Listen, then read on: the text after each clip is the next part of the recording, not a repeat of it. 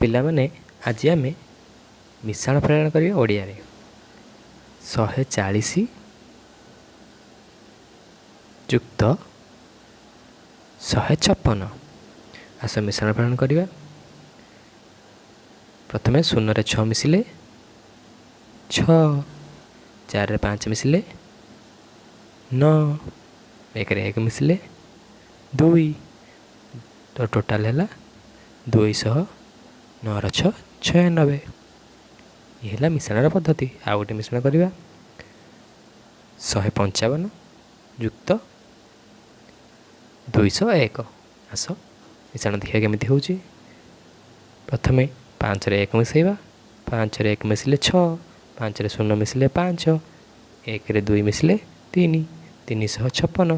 ତ ଇଏ ହେଲା 356। ତ ଇଏ ହେଲା ମିଶାଣର ପଦ୍ଧତି। ତଳକୁ ତଳ ମିଶାଇ ଆମେ ମିଶାଣ କରିପାରିବା। ପିଲାମାନେ ଏହାକୁ ମନେ ରଖ, ମୁଖସ୍ଥ କର।